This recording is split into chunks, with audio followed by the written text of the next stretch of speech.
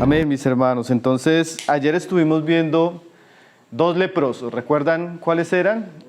Usías, el rey leproso que murió leproso, y Isaías, el profeta que fue limpiado.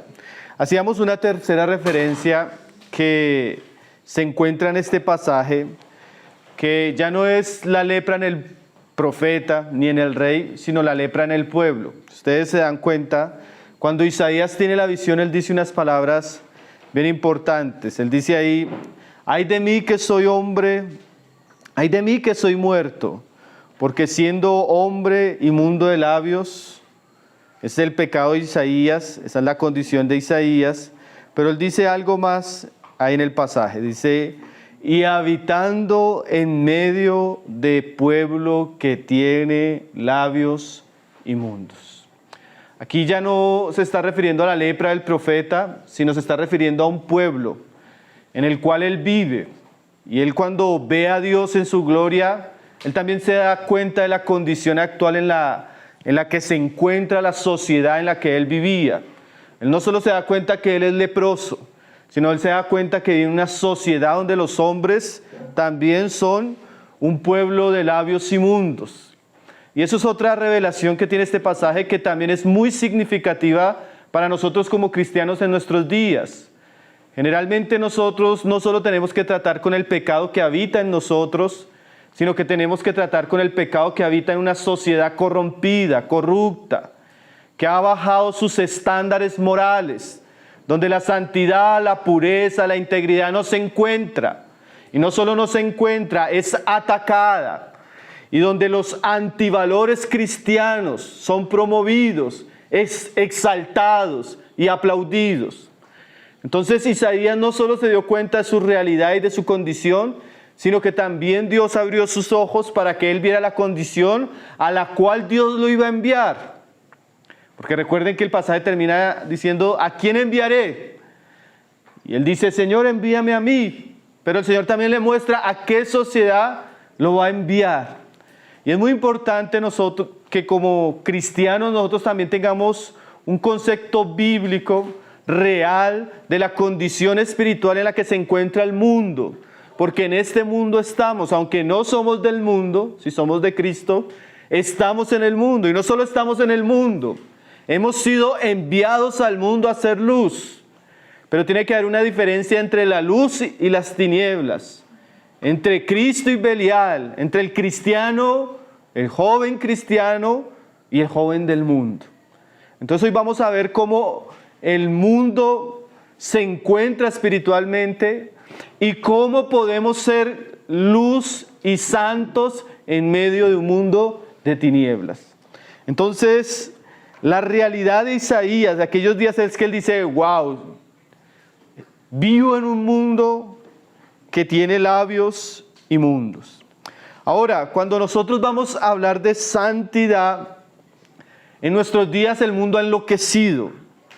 Es increíble los niveles de autoengaño y autodestrucción en los que se encuentra nuestra sociedad. Tal vez nunca el hombre ha llegado a tantos límites en cuanto al pecado, la impiedad, la inmoralidad sexual como nuestra generación. Si para los cristianos de antaño, para la iglesia primitiva, para la iglesia de la Reforma Protestante y en otros tiempos era difícil ser santos, para nuestros días mucho más, Entonces en realidad nosotros debemos entender y que Dios nos abra los ojos para ver que nuestra sociedad está enferma, con una enfermedad crónica. Peor, si la lepra era grosera, si la lepra era difícil de ver, el estado espiritual en el que se encuentra el hombre en nuestros días es muy trágico. Entonces vamos a hablar cómo dos jóvenes se mantuvieron santos en una sociedad como la de nuestros días. Pero antes yo quiero que leamos un pasaje rápido, ahí en Efesios 4, desde el verso 17, para ver que esa realidad no solo era una realidad que se encontraba en los días de Isaías o en los días de Daniel y de José, como lo vamos a ver, sino que en nuestros días vamos a encontrar estas características. Yo no puedo explicar este pasaje detalladamente porque nos daría mucho tiempo, pero simplemente quiero ver lo que Pablo ya decía de la sociedad gentil en aquellos días. Efesios 4, verso 17. Dice: esto pues digo y requiero en el Señor, que ya no andéis como los otros gentiles, que andan en la vanidad de su mente, teniendo el corazón entenebrecido, teniendo el entendimiento entenebrecido, ajenos de Dios, ajenos de la vida de Dios por la ignorancia que en ellos hay, por la dureza de su corazón, los cuales, después que perdieron toda sensibilidad, se entregaron a la lascivia para cometer con avidez toda clase de impureza. Pablo nos habla que nosotros no podemos vivir como los gentiles. ¿Cuál es la característica de los gentiles? Primero, su mente se volvió vana. Segundo, su entendimiento está en tinieblas. Terceros, como ellos no tienen a Dios o viven lejos de Dios, en su corazón hay ignorancia. Cuarto, hay dureza en su corazón. Quinto, al vivir lejos de Dios, al haber tinieblas, al haber dureza, dice, perdieron toda sensibilidad. Como cuando una persona se quema una vez, y se quema 2 veces, y se quema 3 veces, ese pedazo de la piel se vuelve insensible. Ya no siente dolor. Así es la sociedad actual. Cuando la sociedad actual comienza a pecar y comienza a quemarse con el pecado y comienza a disfrutar el pecado y comienza a promover el pecado y comienza a exaltar el pecado, ya la gente no se da cuenta que es pecado. Se volvió insensible ante el pecado. Y eso desemboca cuando las personas pierden la sensibilidad hacia la santidad. Dice ahí, se entregaron a la lascivia. O sea, cuando la persona pierde la sensibilidad ante el pecado, se entrega sin límites al pecado, a la lascivia, al desorden, a la vida desordenada. Y dice ahí, para cometer con avidez. Podríamos traducir así, para cometer con astucia, o para cometer con descaro, o para cometer sin ningún tipo de vergüenza toda clase de impureza. Esa es la sociedad en la que Pablo describe aquellos días a los efesios, y claramente nosotros podemos decir que ese es el tipo de sociedad donde nosotros vivimos. La gente está endurecida, la gente vive en tinieblas, en ignorancia, y por causa de su rechazo a Dios se ha entregado descaradamente a toda clase de impureza. Ya perdieron toda sensibilidad. Como se dice, se perdió el pudor, se perdió la pureza, se perdieron los valores, se perdió la integridad, se perdió la santidad. Para nuestra generación es una locura, por ejemplo, hablar de la virginidad. Porque estamos tan influenciados por el descaro sexual que se promueve en nuestros días, que si hay un joven, una señorita, que decide guardarse puro para el matrimonio, para el mundo eso es una locura. Porque nos hemos entregado tan descaradamente al pecado. Nos entretenemos con el pecado, nos reímos del pecado, cantamos música que promueve el pecado, vemos películas donde las escenas son claras de impiedad. Y como que nuestra conciencia se acostumbró tanto que hasta los cristianos parece que no se dan cuenta en qué tipo de sociedad vivimos. Por ejemplo, mire lo que nos dicen algunas estadísticas acerca de la maldita industria de la pornografía. Alguien decía que es difícil de calcular la cantidad de dinero que se maneja en estos sitios. Algunos sitios web llegan a decir que posiblemente se manejan 15,000 millones de dólares al año en esta industria. Es una de las 10 industrias más lucrativas de nuestros días. Algunos llegan a decir que es más popular que Netflix, ¿sí? El 25% del tráfico en Internet está sostenido por esta industria. Hollywood, este profeta de la impiedad, produce actualmente 11,000 películas para adultos por año, 20 veces más que lo que produce cualquier otro tipo de cine. ¿Sí? Ahora, no solo en cantidades alarmantes del dinero que maneja, el tráfico que tiene, sino el uso en personas. En investigaciones se ha comprobado que el uso actualmente de esta industria comienza desde los 9 años. En jóvenes se ha llegado a asegurar que en jóvenes varones, en estadísticas, el 70% de jóvenes varones son consumidores actuales de pornografía. En mujeres la estadística está en los países europeos, en Estados Unidos y en Canadá en un 45%. O sea, no es un asunto de solo hombres, sino también de mujeres. Y esto hoy en día se ha aceptado, tanto que hoy es increíble, hermanos. Usted ve que en los noticieros, en programas de televisión, en canales de YouTube, se entrevistan a las actrices como si fueran celebridades. Es el descaro de nuestra generación, pero como decíamos, nos hemos quemado tanto con el pecado que nos hemos insensibilizado. Parece normal. ¿Sí? Con razón, Juan más adelante decía, sabemos que nosotros somos de Dios, pero también sabemos que el mundo está bajo el maligno. Ahora, vivimos en una sociedad hipersexualizada, hermanos. Nuestros niños a veces antes de ser educados ya son pervertidos por el entretenimiento y la educación. Nuestras jovencitas hoy en día más se preocupan por su belleza, por el rostro y por las proporciones de su cuerpo que por su carácter. ¿Sí? Son muchos los escándalos. Hoy en día Colombia tiene una cantidad de escándalos de tipo sexual, de maestros abusando a sus estudiantes, de entrenadores abusando de sus deportistas. Hoy en día en los colegios es común que los niños y los muchachos estén enviando fotos de contenido sexual como algo normal.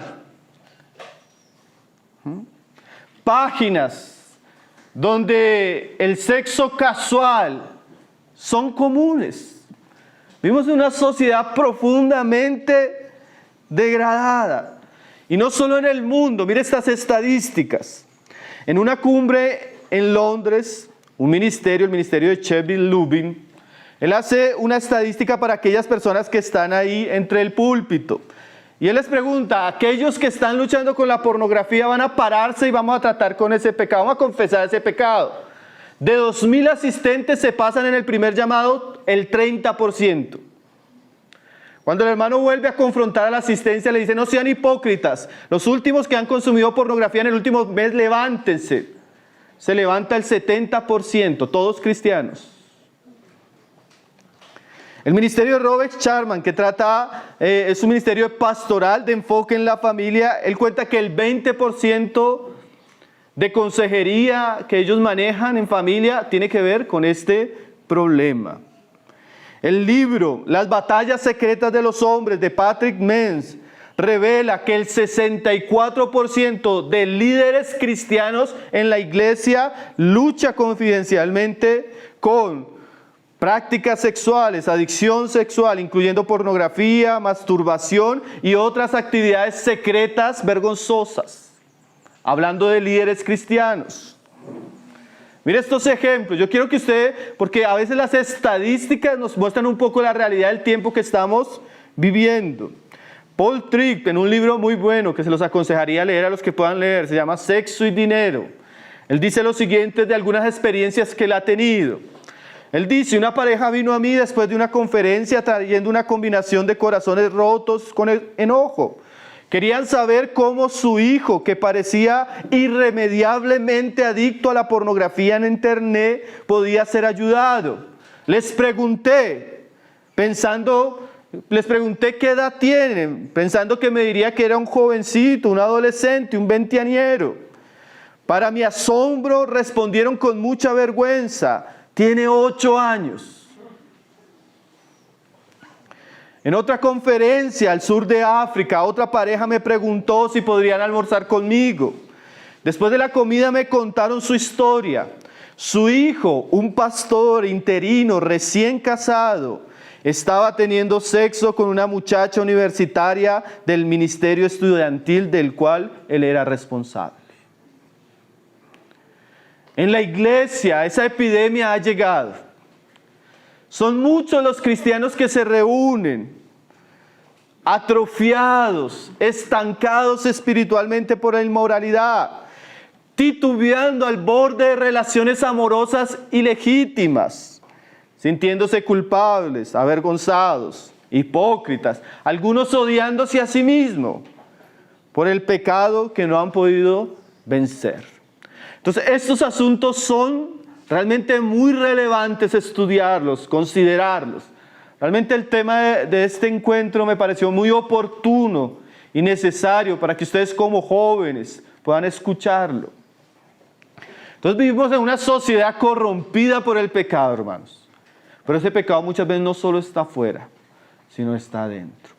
Ahora vamos a ver el ejemplo de dos jóvenes, porque a veces yo hubiera podido tener hasta unas 20 conferencias con ustedes de pasajes amplios de la palabra que nos muestran cómo tratar el pecado. Hay mucha sabiduría en la palabra en relación a la santidad. Pero a veces una imagen habla más que 1000 palabras. Y a veces en tiempos de tanta oscuridad Dios ha usado hombres y mujeres que se consagraron. Y ellos son un ejemplo de fe, de pureza y de santidad. Y nosotros vamos a hacer referencia a dos hombres que vivieron en tiempos muy difíciles. En tiempos donde la sociedad también se había corrompido, como en los días de Isaías, como los días que describe Pablo, o como los días que vivimos nosotros. Y vamos a aprender dos aspectos bien importantes de cómo guardarnos en medio de una sociedad tan corrompida, una sociedad tan corrupta. Entonces vamos a ver el ejemplo de Daniel en Babilonia y vamos a ver el ejemplo de José en Egipto. Tampoco podemos entrar en mucho detalle, pero vamos a ver dos principios que nos van a servir para entender cómo se puede guardar un joven en medio de una sociedad tan corrupta. Amén. Entonces vamos a ir a Daniel rápidamente. A Daniel 1, vamos a ver el verso 8. No podemos leer todo el capítulo, yo voy a tener que parafrasear bastante para ver un poco lo que nos quiere mostrar este pasaje. Daniel 1, verso 8. Juan. Dice, Daniel llega a Babilonia en cautiverio. Sí. ¿Por qué cautiverio? El pecado de Israel había traído el juicio de Dios y había hecho que Israel fuera invadido. Y en ese cautiverio Daniel llega como esclavo a Babilonia. Y por la gracia de Dios, Daniel con otros jóvenes es apartado para estar en el palacio del rey. Pero el palacio del rey de Babilonia era un antro de impiedad, hermanos. Esos reyes de esa época eran impíos. Ellos mismos tenían un harén de mujeres. Ellos mismos eran excesivos en la bebida alcohólica, en los placeres. Eran hombres entregados a todo tipo de inmoralidad, ¿sí? Y Daniel está allí, joven, sin sus padres, sin los maestros de la sinagoga. Todo eso ha quedado en Israel. Sin los que le enseñaban la palabra. Él está joven, solo, en un mundo nuevo, en un mundo pagano, con todas las oportunidades que el mundo le puede ofrecer a un joven. Y Daniel, en medio de esa situación, toma una actitud muy, muy ejemplar, y que más adelante usaría este tipo de enseñanzas Jesús para enseñarnos a nosotros como cristianos de cómo mantenernos santos en un mundo así. Dice en el verso 8, y Daniel propuso en su corazón no contaminarse con la porción de la comida del rey, ni con el vino que él bebía. Por tanto, pidió al jefe de los eunucos que no se le obligase a contaminarse. Y nos vamos a dar cuenta que Daniel llegó a Babilonia, pero Babilonia no llegó a Daniel. Daniel estuvo en un tiempo de mucha oscuridad, de mucho pecado, mucha maldad, pero eso no entró a la vida de Daniel. Ahora, nosotros vamos a darnos cuenta que esas realidades no son realidades que surgen de manera instantánea o espontánea.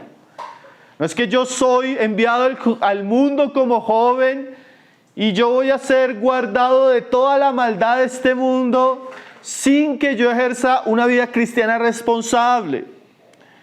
Aquí nos vamos a dar cuenta que Daniel, al ver la situación, yo imagino llegando Daniel a Babilonia, comienza Daniel a ver los bares de Babilonia, las discotecas de Babilonia, los influencers de Babilonia, los cantantes de Babilonia, las mujeres de Babilonia, bien mal vestidas, bien inmorales, bien seductoras.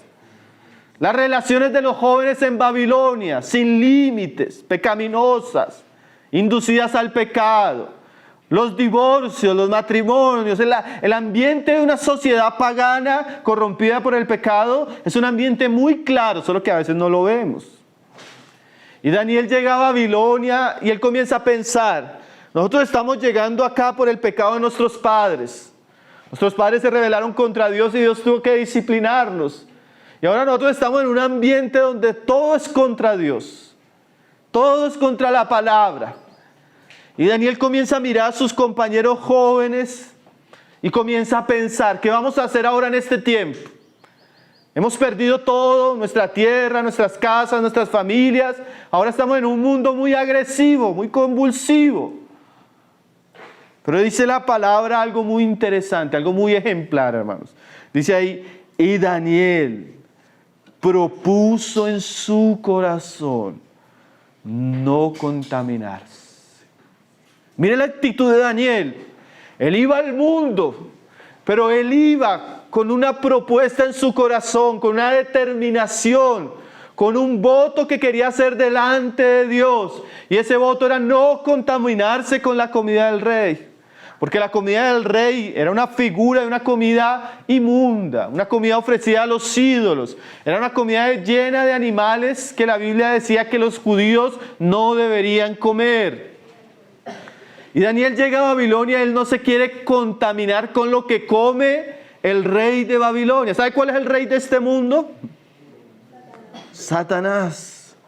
¿Y sabes que el rey de este mundo también tiene una mesa grande, un gran banquete para los hombres? Y en ese banquete hay muchos tipos de comida que a la vista parecen agradables.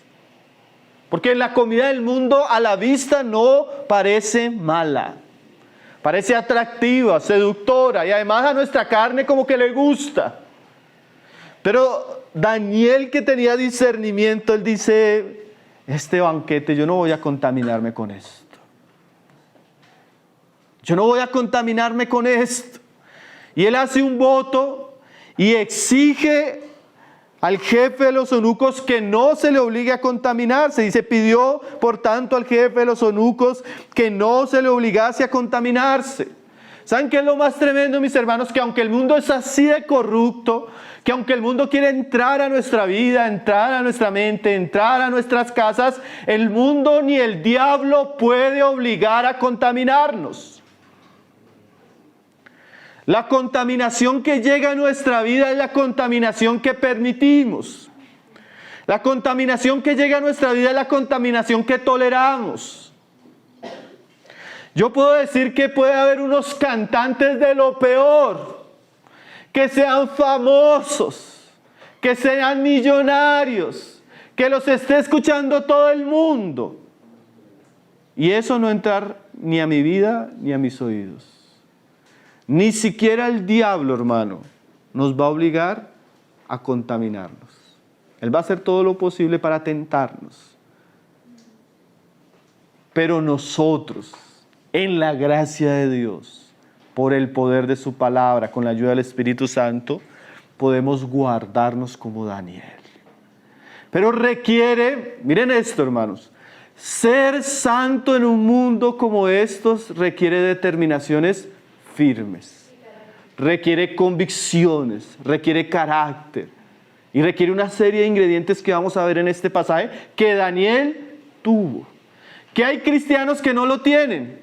Es tremendo, hermano. Yo podría decirles que a veces uno dura 1 mes, 2 meses, 3 meses con la iglesia, con los jóvenes, explicándole la santidad, estudiando Romanos versículo por versículo, Efesios, Colosenses, las palabras de Jesús. Y hay cristianos que con toda esa información no viven una vida santa. Y Daniel, con el poco conocimiento que tenía, con la poca fe y la santidad y el temor que tenía, vivió la vida que no viven muchos de nosotros teniendo mucha información. Entonces el problema no es de información, aunque la información es importante. El problema es qué hacemos con lo que aprendemos, qué hacemos con lo que oímos, cuán determinados somos ante la revelación que Dios trae a nuestra vida. Eso hizo la diferencia en Daniel. Él dice que no se le obligase a esto. El jefe de los eunucos consintió, y a los 10 días fue a probar el rostro de estos hombres para ver si no se habían empalidecido o estaban enfermos porque solo estaban comiendo legumbres. Dice en el verso 15, y al cabo de los 10 días pareció el rostro de ellos mucho mejor y más robusto que el de otros muchachos que comían de la porción de la comida del rey. La diferencia fue notable. Los que se consagraron, los que se guardaron, Daniel y sus 3 amigos, cuando fueron presentados, eran mucho más robustos, mucho mejor que los otros. Usted se va a dar cuenta, aquí tenemos 70 jóvenes. Si de estos 70 jóvenes 10 se apartan, 10 deciden no contaminarse, de aquí a 10 años podríamos traer a los mismos 70. Y usted va a ver la diferencia abismal de la vida de unos y la vida de otros. Yo conocí al Señor hace muchos años. Yo he visto cristianos que estaban antes de nosotros, que venían con nosotros y que llegaron después de nosotros. Y con los años el resultado es innegable. Los que decidieron no contaminarse, al cabo de un tiempo, bien casados, con buenas esposas, con buenos hijos, con vidas bendecidas, tranquilos, ejemplares, sirviendo a Dios. Los que no, ella con un hijo de uno y con un hijo de otro, trabajando sola, sufriendo. Él solo, de 40 años, sin hijos, sin familia, en la taberna. El otro, de 45 años y escuchando a Daddy Yankee. Nunca maduró, nunca progresó, nunca trabajó, vive con los papás. El resultado se ve. De aquí a 10 años, hermano, de verdad, ponga usted la fecha de este día en su Biblia. De aquí a 10 años, mire los que están a su alrededor. ¿Quiénes vamos a ser de aquí a 10 años? Depende. Daniel y sus amigos, y mire esta idea, hermanos. Daniel no solo se apartó de él, sino se apartó con 3 más. Y realmente en un mundo tan difícil, el círculo de amistades se tiene que volver un círculo pequeño, pero santo.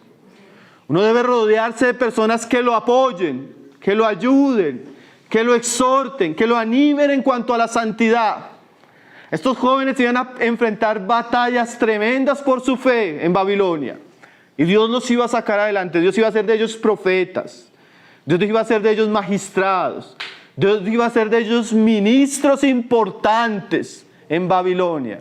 Pero ministros santos, consagrados, siervos de Dios. ¿Qué hizo Daniel y sus amigos? Decidieron no contaminarse. Ese es el primer aspecto que vamos a resaltar. La consagración en tiempos difíciles es inevitable. O sea, no se puede ser santo si no decidimos en Cristo consagrarnos. ¿Hasta qué punto o hasta qué límite debería ser nuestra consagración? En el caso de Daniel, él decide no contaminarse con la comida del rey. En el caso del cristiano, miren lo que dice Jesús para sus hijos. Vamos a Mateo 5, verso 27. Porque alguno podría estar pensando, no, el predicador que nos trajeron esta vez, muy radical. Ya, hermanos, es mucho fanatismo. Dice que consagración. Miren lo que va a enseñar Jesús. Mateo 5, verso 27. Mateo nos va a mostrar las palabras de Jesús para sus discípulos. Y de alguna manera, con lo que vamos a ver en las palabras de Jesús, vamos a entender la consagración de Daniel. Porque a veces nosotros podemos decir, bueno, estamos en el mundo, pero ¿hasta qué punto yo puedo ir y hasta qué punto no debo ir? ¿Qué puedo hacer y qué no puedo hacer? Bueno, cuando hablamos de pecado, cuando hablamos de contaminación, Daniel ya nos dejó un ejemplo. Debemos evitar a toda costa con nuestro corazón contaminarnos. Ahora mire lo que dice Jesús. ¿Hasta dónde deberíamos ir por causa de la santidad? Porque aquí el asunto es por santidad. Porque también se puede vivir siendo un cristiano mundano. También se puede vivir siendo un cristiano carnal. Solo que eso tiene consecuencias. Pero si queremos ser cristianos ejemplares, santos, como Cristo, que Dios pueda bendecir nuestra vida como la de Daniel, definitivamente la santidad es necesaria. Dice ahí, ¿tiene su Biblia abierta? Ábrala para que no se duerman. Están como las 10 vírgenes, 5 cabeceando y 5 despiertas. Dice ahí el verso 27. Oísteis que fue dicho, no cometerás adulterio. Eso era lo que decía la ley, pero mirad lo que dice Jesús para sus discípulos. Pero yo os digo que cualquiera que mira a una mujer para codiciarla, ya adulteró con ella en su corazón. El estándar de la santidad en Cristo no es solo no llegar a tener un acto físico sexual ilícito. El estándar de la santidad de Cristo contempla el altar del corazón. Y quiere decir que lo que hagamos en nuestro corazón para Dios es importante. A veces nos conformamos, es que yo no he estado con la chica, hermano. Bueno, pero ¿cómo está su corazón? No, yo no sería capaz de ir a tal lugar, pero en su corazón ha ido. No, yo no sería capaz de hacer tales cosas, pero las ha pensado. Entonces, para Dios el altar del corazón es igual. Porque lo que hay en el corazón es lo que somos nosotros. Ahora, cuando usted siembra ciertas cosas en su corazón, es inevitable que usted llegue a exteriorizar eso. Tarde o temprano eso va a salir a la luz. Con pecados externos, groseros y graves. Entonces el Señor enseñando eso, mira dónde viene el nivel de consagración que espera el Señor Jesús de sus discípulos. En cuanto a la santidad, ¿hasta dónde? ¿Hasta dónde yo debo hacer compromisos con Daniel para no contaminarme?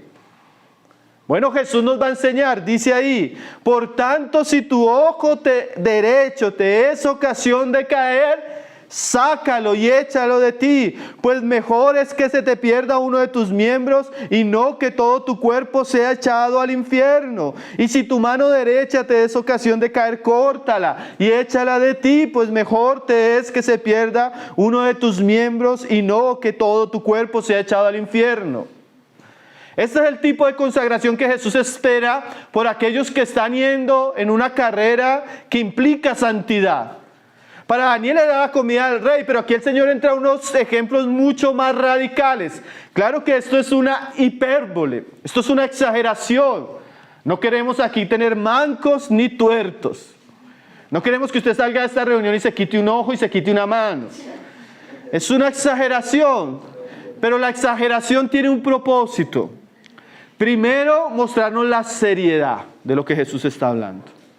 Y segundo, mostrarnos un ejemplo muy particular, muy cercano y muy íntimo de cosas que nos podrían hacer pecar y que deberíamos cortarlas radicalmente. La batalla por la santidad, usted se va a dar cuenta, si usted es un joven cristiano serio, usted se va a dar cuenta que la batalla por la santidad no es fácil. Exige esfuerzo, exige sacrificio, exige devoción, exige consagración.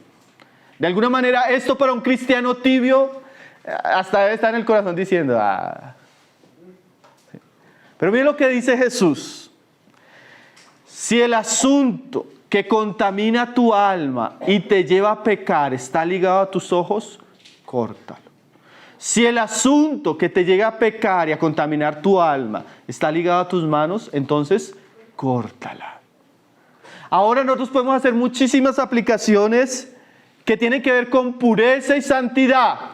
Si el asunto que me lleva a pecar está relacionado con algo que yo veo, ¿qué debo hacer?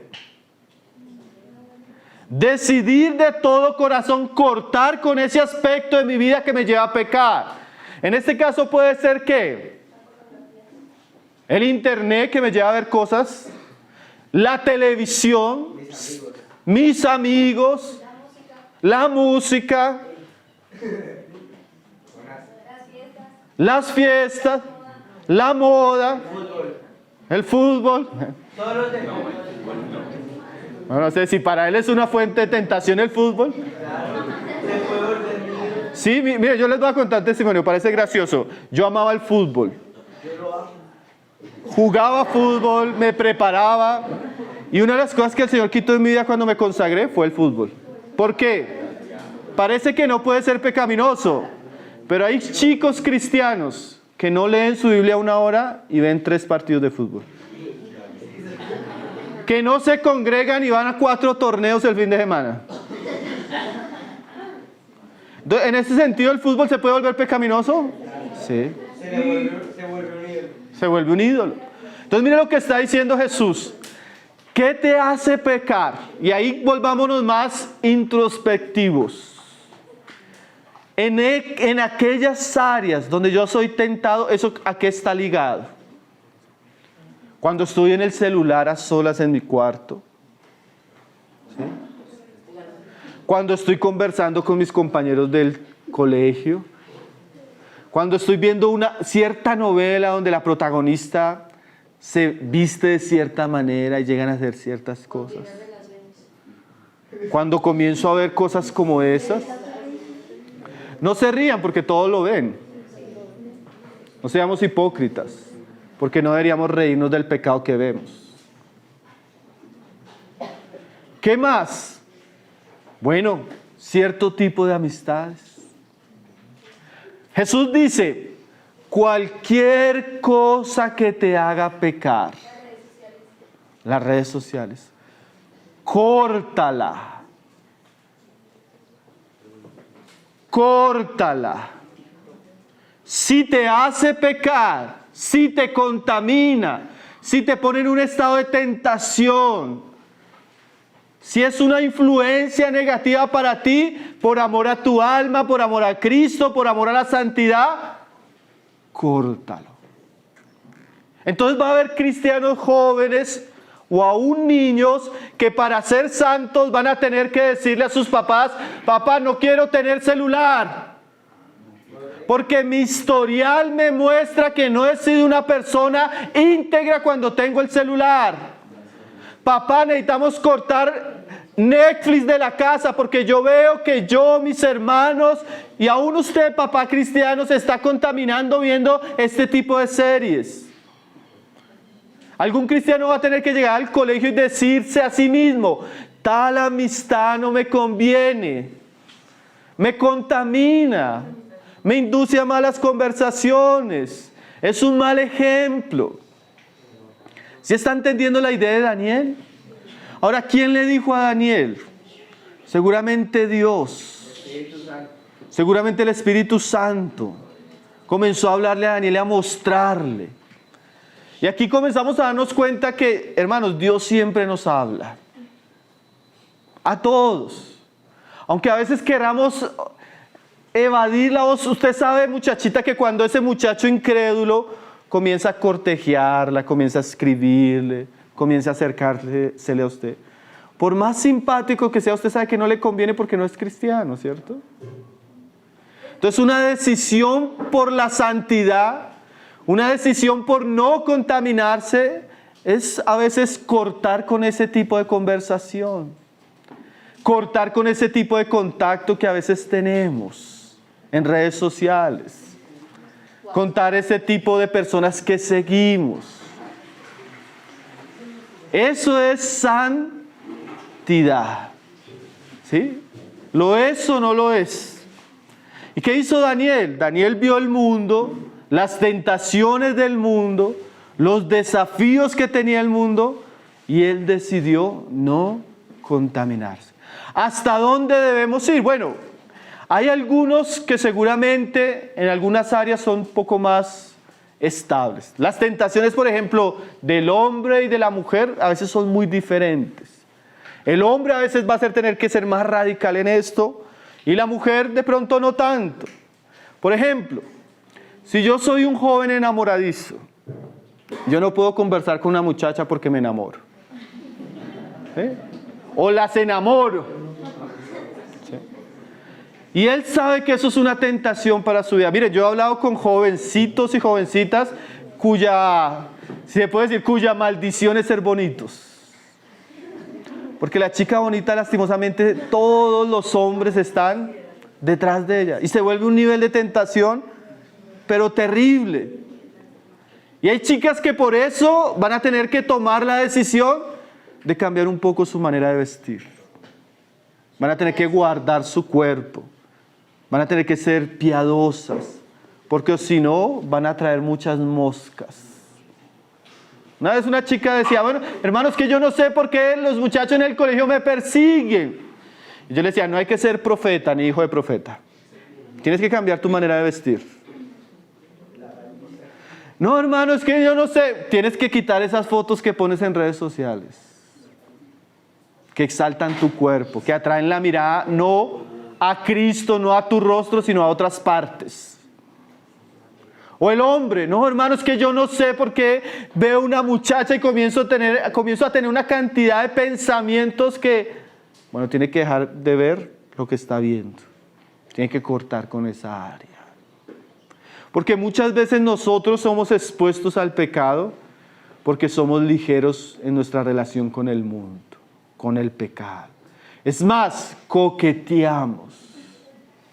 A eso la Biblia dice corta, y ella en vez de cortarle cuando le están escribiendo, ella comienza a decir, ay no, no me molestes. Yo soy cristiana.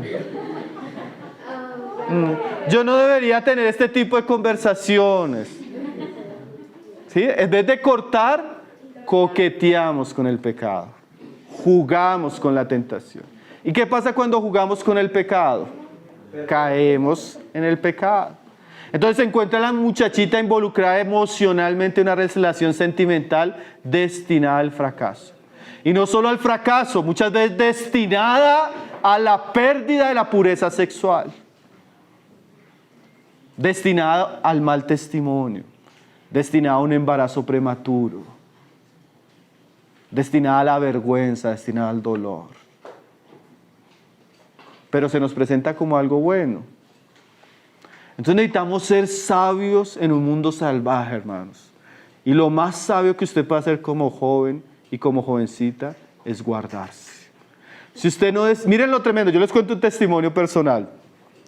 Cuando yo venía del mundo, venía de un mundo donde éramos muy mujeriegos, pero así era algo exagerado. Mujeriegos por todos lados. Llegamos a Cristo, a la iglesia, y yo les conté ayer, ¿no? Que todavía el primer año tuvimos unas luchas. Pero yo me di cuenta que esa área en mi vida era una tentación. Y que si iba a seguir así, seguramente iba a perder, iba a fracasar en mi vida cristiana. Entonces yo decidí, viendo estos pasajes, que si yo quería de pronto guardarme para el Señor, si yo quería de pronto que Dios me diera una esposa, yo tenía que santificar. Entonces, tomé la decisión de ahí en adelante no volverme a acercar a ninguna mujer. Ni siquiera a las hermanas de la iglesia. Llegaba a la reunión de jóvenes, saludaba a los hombres, no saludaba a las mujeres. No me escribía con las hermanas, era muy respetuoso, apenas lo...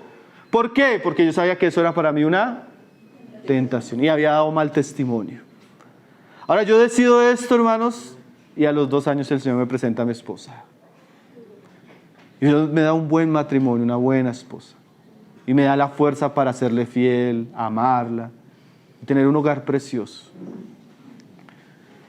Pero muchas de las bendiciones de Dios están relacionadas con la santidad. Hermanos, y yo no he visto, en lo poco que yo llevo, bueno, no es poco tampoco, en lo que yo llevo de cristiano, todos los que han decidido apartarse, todos los que han decidido cortar, yo no he visto a ninguno que el Señor lo deje en vergüenza. Yo no he visto a ninguno fracasar. ¿Quiénes son los que generalmente están fracasando regularmente en la vida cristiana? Los que no toman la decisión de guardarse. Los que no se santifican. Los que juegan con el pecado. Hermanos, como decía John Owen, nosotros vivimos en un mundo donde hay una cantidad de muertos en el piso. Y nosotros pasamos por encima de los muertos y creemos que a nosotros no nos va a pasar. Entonces usted sabe que esta persona fracasó porque en esta área su vida espiritual no fue juicioso. Usted tiene su pariente que usted lo ve como su vida está destruida porque no hay santidad. Y aunque usted ve los muertos y pasa por encima de los muertos, usted sigue jugando con el pecado. Somos tan necios, ¿no? Somos tan... El mundo, como decía Pablo, el mundo entró en una especie de locura, de insensibilidad, donde ve las consecuencias del pecado y aún así sigue en su carrera de locura. Entonces el primer ejemplo, Daniel. Daniel con sus compañeros decide. Qué bueno que después de una reunión o un tiempo como este, usted se acercara a 2 o 3 que usted sabe aquí entre ustedes que son santos. Y dijeran, hermano, vamos a guardar, vamos a hacer un compromiso delante de Dios aquí los 4. Nos vamos a ayudar, vamos a orar juntos, nos vamos a exhortar. Y cada vez que alguno de nosotros esté, nos vamos a animar. Vamos a trabajar juntos, vamos a pelear juntos por santidad. ¿Usted tiene ese tipo de hermanos? Bueno, esos hermanos son importantes. Los que no son así, aléjese de ellos, aunque vayan a la iglesia. Busque la santidad, búsquela seriamente. Entonces, si dejar de ver cierta televisión implica guardarme, deje de ver televisión. Si dejar de entrar a internet, si usted ya tiene un historial que ha fracasado regularmente en eso, corte el internet. Si sus amistades, es que es mi amigo de toda la vida, mejor es que se quede sin el amigo y que se vaya para al cielo. Y no con él para el infierno. Ese amigo que lo lleva a pecar no es un amigo, es una maldición. Y debe evitar ese tipo de amistades. Entonces Jesús, usando la figura de Daniel, nos enseña que todo lo que tengamos que hacer por santidad vale la pena. Mire, yo conozco, ¿verdad?, jóvenes cristianos que decidieron no tener internet, no tener celular, no relacionarse con otros.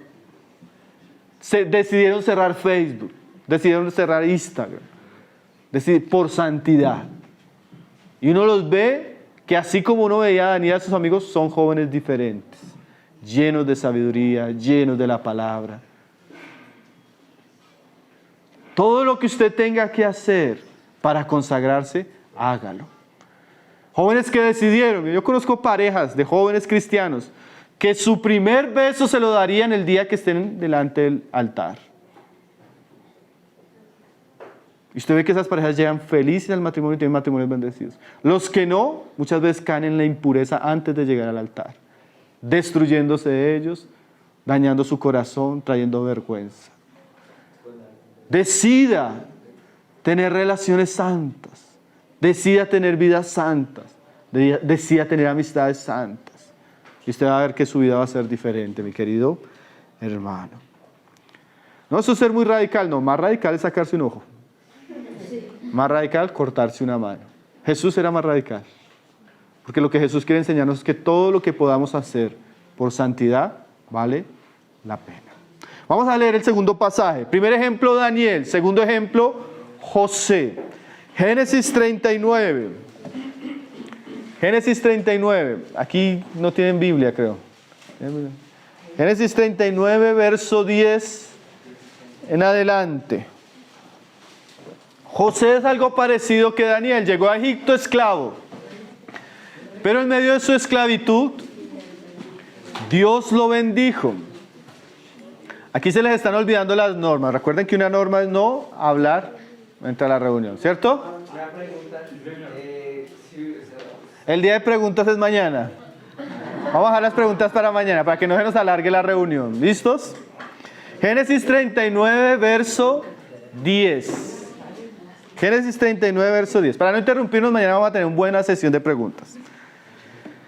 José en Egipto, así como Daniel en Babilonia. José en Egipto, hermanos, también fue vendido esclavo, su familia lo desechó, llegó como esclavo a Egipto, comenzó a trabajar, pero era un hombre íntegro que amaba a Dios, tenía temor de Dios. Y en esa integridad Dios lo prosperó. Tanto que en el servicio que ofrecía como esclavo llegó a ser el administrador de todo lo que tenía su jefe, su amo. Y mire lo que sucedió. Estando ahí, la mujer de su amo, la esposa de Potifar, se enamoró de José y comenzó a asediarlo. Imagínense, José era un hombre joven, fuerte, hasta simpático. Y esta mujer se enamora de él. Y esta mujer comienza a perseguirlo. Si fuera un cristiano de esos bien como los que estamos hablando, comienza a decir, ay, pobrecita, lo que pasa es que Potifar no la ama. Necesita alguien que le evangelice. Necesita alguien que le dé consejería a la señora. ¿Sí? Y mire lo que dice. Hablando ella, verso 10, a José cada día. Y ella no le hablaba cualquier cosa, mire lo que le habla ahí. Y no escuchándola a él para acostarse al lado de ella, para estar con ella. O sea, ella le hablaba con unas intenciones bien claras.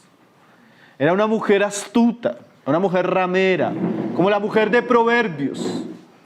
Ella no quería una conversación nomás, ella quería seducirlo. Hoy en día yo hablo a veces con los jóvenes, un hermano me decía, hermano, en la universidad es algo terrible. De verdad es terrible. Llegamos a la época donde ya los hombres no persiguen a las mujeres, sino las mujeres persiguen a los hombres. Y así era esta mujer, una mujer seductora. Los hombres tienen que tener mucho cuidado, hermanos. Porque en últimas, el diablo va a usar cosas para hacernos caer.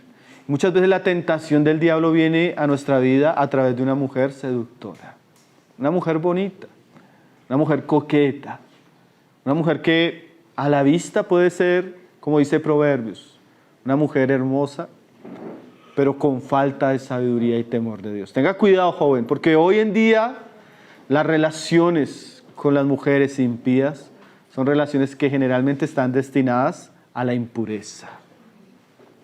Y mire, esta mujer lo perseguía, lo asediaba, lo buscaba. ¿Sí? Venía él regularmente. ¿Sí? ¿Y qué hizo José? Mira, que ahí el ejemplo es... José no tenía iglesia en esos días, hermano. José no tenía el Espíritu Santo morando en él. José no tenía la palabra de Dios. José no tenía otros jóvenes cristianos con los cuales compartir. O sea que uno se da cuenta que se puede ser íntegro, se puede ser santo, aún en situaciones extremas. Hay cristianos que tienen la iglesia, padres cristianos, otros jóvenes santos, y aún así no se guardan, hermanos. ¿Qué hizo José? ¿Qué haría usted cuando una mujer comienza a asediarlo, caballero? No escucharla. No escucharla, orar.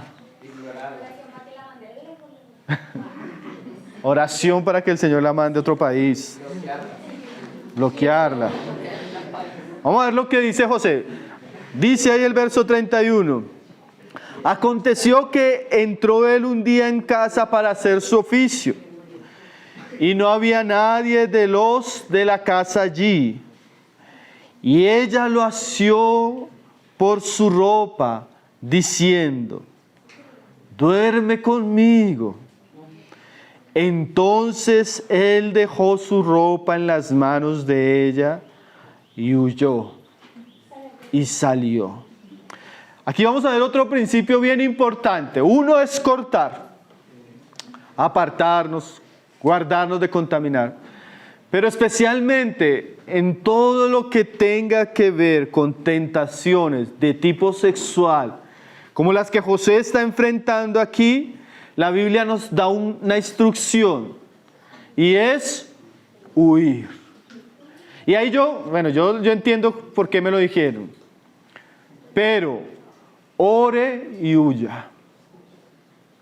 Porque si usted solo se queda orando, usted cae en la tentación. La Biblia dice, huid de la tentación. José, aunque era un hombre íntegro, aunque él ya había manifestado una actitud de no querer caer en el pecado, si José se queda ahí, José cae.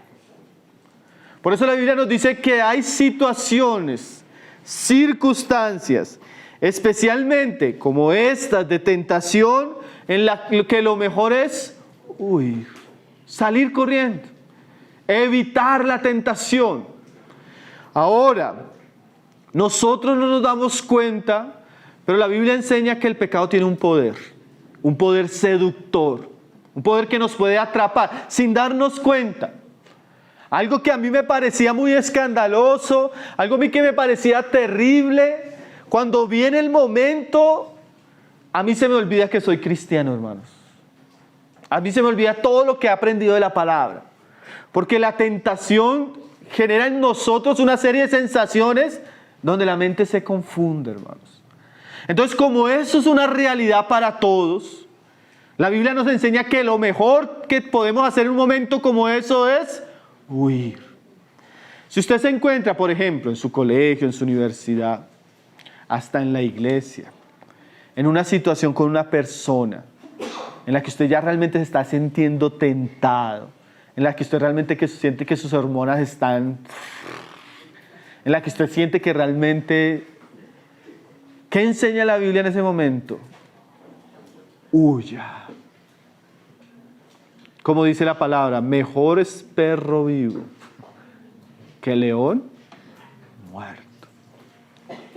A veces nosotros creemos que podemos volver como dice Proverbios, que podemos jugar con fuego y no nos vamos a quemar. Mira, esto pasa mucho en las relaciones de noviazgo cristianos. Una vez se enseña, hermano, entre más usted evite, entre más busquen la santidad, entre más pongan límites, mejor. Yo he escuchado parejas que comienzan así, no, hermano, pero ¿qué tiene cogernos de la mano y qué tiene que yo le acaricie así? ¿Qué tiene que yo le abrace así? ¿Qué tiene que yo le dé un pico así? ¿Qué tiene que le dé un beso así? Y en ese qué tiene y qué tiene, comienzan ya puntos donde ya ni se pueden ver porque ya se están quemando. Y algunos tristemente se queman en el altar de la lujuria. Entonces, si yo soy sabio, y mire esto, señorita, esto es bueno que usted lo sepa. Si ese hombre verdaderamente la ama, la Biblia dice que el amor todo lo espera y todo lo soporta. Si ese hombre no tiene ese amor para respetarla, no es un buen hombre y no le conviene a usted, ni como novio y mucho menos como esposo. Exactamente. Entonces, el amor todo lo espera. Y a veces necesitamos huir. Huir. ¿Por qué? Por nuestra alma. En cuestiones de tentación, hermano, huir es de valientes. Ese huir, volvemos a asuntos prácticos, va a implicar que yo no voy a ponerme en situaciones de tentación. O sea, si yo sé que soy hombre, que soy débil, ¿por qué me voy a ir a solas a cierto lugar con tal chica? Yo no estoy huyendo, yo estoy buscando la tentación. ¿Sí? Si yo sé que tal compañera en la universidad no es creyente y ella me invita a hacer una tarea y yo sé que es una mujer que yo no voy a huir. Y mire que el diablo a veces le hace a uno una circunstancia. Yo conocí, un hermano me contó, esta es una historia de la vida real. Él ya casado, estudiando, tenían un trabajo de compañeros, varios compañeros, 2 hombres, una mujer y él, en la casa de ella. Y él dijo, bueno, pues voy con otros 2 hombres, voy a hacer algo en la universidad, voy rápido y me voy. Casado, cristiano, un buen cristiano. Él dice que llega y le abre la muchacha, no era una mujer cristiana, era una mujer del mundo. Y la mujer le dice, sigue. Y él le pregunta, ¿ya llegaron los otros? No, pero ya llegan. Él entra, se sientan ahí en el escritorio, comienzan a trabajar el trabajo de la universidad. Ella debajo de la silla con el pie comienza a ponerle el pie en la pierna a él. Y él de una vez se asusta. Pero él dice así, hermano, en un segundo, entre susto, gusto, me apareció mi esposa, la vi a ella de otra manera. Bueno, fueron unos segundos, hermano, donde yo quedé frío, yo quedé paralizado y ella comenzó a subirme el pie así. Dice, hermano, fueron segundos terribles. Yo lo único que pude hacer fue pararme y salir corriendo de esa casa. Salió corriendo. Al otro día se entera que ella había llamado a los compañeros y les había dicho que no había reunión. le había preparado todo para hacerlo caer. Así es el diablo. Gracias al Señor, él, como José, huyó. Tengo otro testimonio, un pastor. Está pastoreando la iglesia. Se le acerca una hermana de la iglesia. Mire, este es más tremendo, está en la iglesia. Y la hermana le dice, hermano, yo en todos los lugares que he ido nunca he escuchado a un hombre tan sabio como usted. Esta ofrenda el Señor me la puso para dársela y se la doy con mucho amor. Él dice, pues como eso a veces sucede, él dice que recibió la ofrenda de la hermana. Y la hermana tenía así detalles con él que él, un día la hermana lo llama llorando. Pastor, estoy en una crisis de depresión, me quiero morir, me voy a suicidar, no sé qué, no sé qué. Por favor, venga a la casa y que aquí estoy con mi esposa y le damos una consejería. No puedo salir, venga por favor. Él como un buen pastor va al negocio, le dijo, estoy en el negocio. Fue al negocio de ella. Ella coge el timbre, ella le abre la puerta del negocio, él entra y ella se quita una chaqueta que tenía, estaba desnuda. Él la vio y el poder del pecado. Se le olvidó que era pastor, se le olvidó que estaba casado, se le olvidó todo lo que había enseñado, cayó con la mujer. Acabó su hogar, acabó la iglesia. Huí de la tentación. Y a veces nosotros no sabemos que el diablo, como dice la palabra, anda como un león rugiente, buscando a quien devorar. ¿Qué podemos aprender, por ejemplo, de la primera? Que hay que huir cuando no sabíamos, se nos preparó, había que huir. De la segunda, que no deberíamos dar consejería a mujeres como hombres. Que debemos evitar situaciones que nos pueden exponer al pecado. Miren, hermanos, Daniel y José, Dios los bendijo, los prosperó y los hizo personas muy importantes en sus días. ¿Por qué? Porque fueron puros, porque fueron santos, porque huyeron cuando debían huir. Ahora, a uno no se le presentan esas situaciones todos los días. Gracias al Señor, ¿no? Pero va a haber momentos donde el diablo va a venir a tentarnos con una relación sentimental, con un muchacho. Y nosotros debemos tener convicciones y actuar de acuerdo a esas convicciones. Es mejor que parezcamos, que nos digan lo que nos digan, monjes, fanáticos, pero nadie va a presentarse por nosotros delante del tribunal de Cristo. Nadie va a asumir las consecuencias del pecado por nosotros. Eso es terrible. Las muchachitas están en grupo y las muchachitas le dicen a la otra, no, vaya, experimente, pruebe, mire usted virgen. Cuando la niña queda embarazada, ¿qué van a hacer las otras? Sí. Entonces el pecado es así, el diablo es así, es sutil, hermanos. Entonces muchos son prisioneros y caen bajo los látigos del pecado porque en su vida no huyeron, no se guardaron. Al contrario, coquetearon con el pecado. No juegue con el pecado. Generalmente uno comienza coqueteando y va cediendo y como que su estándar moral se va perdiendo. Voy a terminar con un versículo ahí en 1 Tesalonicenses 4, verso 3.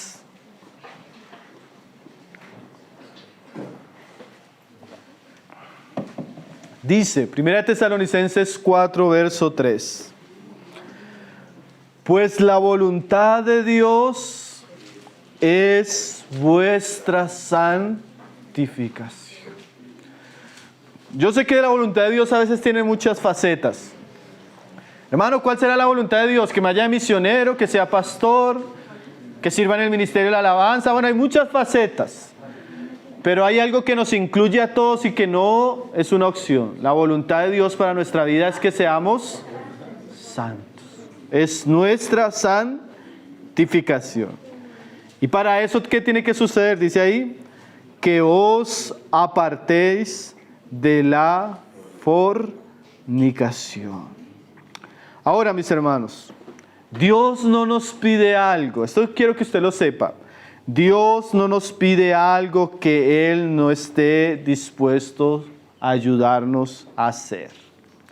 Él le da gracia, fuerza y sabiduría a aquellos que buscan ser santos. Así que no está solo, tiene toda la gracia de Jesucristo, toda la ayuda del Espíritu Santo para poder vivir una vida de acuerdo a lo que el Señor nos dice en su palabra. Entonces, el ejemplo de Daniel decidió en su corazón no contaminarse. A veces es bueno decidirlo. Mira, a veces es bueno, ¿sabe qué, hermanos? Decidirlo y escribirlo. A veces es bueno decidirlo, escribirlo y leerlo todos los días. Cuando usted esté en un momento de tentación, usted recuerde los votos que usted le hizo a Dios. ¿En qué áreas estamos siendo tentados? ¿En qué áreas no debo contaminarme? ¿Con qué estoy luchando? Busque compañeros, busque consejo, lea libros. Ahí trajimos, yo le decía a Daniel, acabamos hace un tiempo de Tesoros Cristianos, imprimimos 2 libros muy buenos, hermano. De verdad que son 2 perlas. El principio de la pureza, principios prácticos para vivir una vida de santidad. Y el segundo, el camino hacia el matrimonio cristiano, cómo tener un noviazgo según la palabra de Dios. Lea buenos libros cristianos, porque si usted no se alimenta, si usted no se llena de la palabra de Dios, no va a ser el discípulo de Jesús y no va a conocer la verdad, y la verdad los hará libres. Busque la santidad, esfuércese en la gracia de Cristo por ser santo, y usted va a ver los frutos de Dios en su vida.